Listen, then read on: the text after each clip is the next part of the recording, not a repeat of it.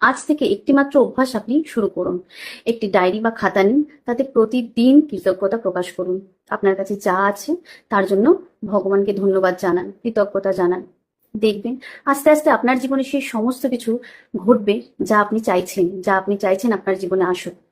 যদি আপনার জীবনের চাহিদা হয় যে অনেক অর্থ উপার্জন করা, আপনার জীবনে সেই অর্থ আকর্ষিত হয়ে আসবে। কিন্তু তার জন্য আপাতত আপনার কাছে যে অর্থটা আছে তার জন্য কিন্তু কৃতজ্ঞতা প্রকাশ করতে হবে। বিষয়টা খুবই সহজ। আপনি একবার চেষ্টা করুন, দেখবেন আপনার কত ভালো লাগবে। যখন আপনি লিখবেন না, আপনি অনুভব করতে পারবেন যে ভগবান আপনাকে কি কি দিয়ে রেখেছে, যা অন্যের কাছে নেই, বা অনেকের কাছে সেটাই থাকলে হয়তো সে ভাবছে আমি অনেক কিছু করতে পারতাম। সামান্য যদি আমি বলি, আমি ভগবানকে এটার জন্যই ধন্যবাদ দিতে পারি যে আজকে আমি বেঁচে আছি, আমি সুস্থ আছি, আমি কৃতজ্ঞ তার জন্য। আমার দুটো চোখ আছে যা দিয়ে আমি আপনার ভগবানের তৈরি করা ক্রিয়েশন সমস্ত কিছুই সুন্দরভাবে দর্শন করতে পারি, ভগবানকে দর্শন করতে পারি, আমার ভালোবাসার মানুষদের দর্শন করতে পারি। আজকে আমি একটি মোবাইল আছে আমার কাছে যার দ্বারা ভিডিও বানাতে পারছি, তার জন্য আমি কৃতজ্ঞ। এই মোবাইলটিও অনেকের কাছে নেই। আর অনেক সময় দেখবেন আপনার কাছে একটির বেশিও দুটি জিনিস, একই জিনিস দুটি রয়েছে, কিন্তু সেই একটা জিনিসই অনেকের কাছে নেই। তো এরকম বহু জিনিস আছে যা যদি আমরা প্রতিদিন লেখা অভ্যাস করি, তার জন্য যদি আমরা কৃতজ্ঞ হই, তাহলে আপনি যেগুলো চাইছেন, যে আপনি চান যে হয়তো আপনার ইচ্ছে যে বছরের শেষে ব্যাংকে 1 কোটি টাকা থাকবে, সেটাই থাকবে আপনার কাছে। কারণ আমি ভগবান ও বিশ্ব ব্রহ্মাণ্ডে বিশ্বাস করি, তার ক্ষমতা অসীম।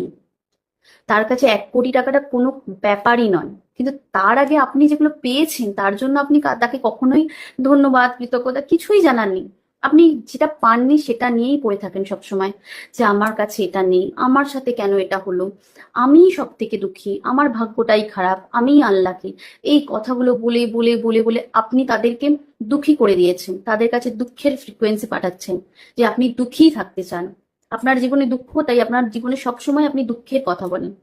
হতে পারে আপনার জীবনে খুবই অশান্তি, খুবই বিপদ, কিন্তু আপনি যদি একবার কৃতজ্ঞতা জানানোর অভ্যাস করে ফেলেন, আপনি অন্তত 7 দিনের মধ্যে বুঝতে পারবেন আপনার জীবনে সেই সমস্ত জিনিসগুলো ঘটতে শুরু করবে যা আপনি চাইছেন, যা আপনার ভালোর জন্য হবে, যা আপনার মঙ্গলের জন্য ভগবান রাস্তা করে দেবে। আপনি যদি বিশ্বাস করতে পারেন, এই ভিডিওটা দেখার পর একটা ডায়েরিতে রোজ কৃতজ্ঞতা লিখুন, অন্তত 10টা জিনিসের জন্য লিখুন। আমি যদি ভালো করে দেখি, তাহলে আমার কাছেই এমন অনেক জিনিস আছে, হয়তো বহু পাতা চলে যাবে কৃতজ্ঞতা জানাতে জানাতে। কিন্তু আপনি এই সহজ জিনিসটাই বুঝতে পারছেন না, যে যখন কেউ আমাদের কোনো গিফট দেয়, না চাইতেই যখন আমরা কোনো গিফট পাই, আমরা সত্যি খুশি হই, মন থেকে তখন খুশি অনুভব করি যে কেউ আমাকে একটা গিফট দিয়েছে। সেরকমই ভগবান কিন্তু প্রচুর গিফট দিয়েছে। একবার ভাবুন তো, অনেকের হসপিটালে অক্সিজেনটা নেওয়ার জন্যও কিন্তু পয়সা পেড করতে হয়, যেটা আপনি স্বাভাবিকভাবেই নিতে পারছেন। এটার জন্য কি আপনি ভগবানকে ধন্যবাদ জানাবেন না? একটু ভেবে দেখুন, একটু গভীরভাবে চিন্তা করে দেখুন ভগবান আপনাকে কি কি দিয়েছে, এবং তার জন্য আপনি একটি লিস্ট বানানো শুরু করুন, যেটাকে গ্র্যাটিটিউড বলা হয়, যেটা কৃতজ্ঞতা প্রকাশ করা হয়। আর আপনার জীবনেও আপনি নিজেই পারবেন সেই মিরাকেল গুলো ঘটাতে। ভালো থাকবেন, সুস্থ থাকবেন, এবং ভগবানের উপরে ভরসা রাখবেন, বিশ্ব ব্রহ্মাণ্ডের উপরে ভরসা রাখবেন। আর এই কৃতজ্ঞতার লিস্ট বানাতে থাকুন, সাথে আপনার ইচ্ছের লিস্টটাও রেডি করে রাখবেন, যে এই এই জিনিসগুলো আমি চাই প্রভু তোমার থেকে। প্রভু আপনাকে এনে দেবেন।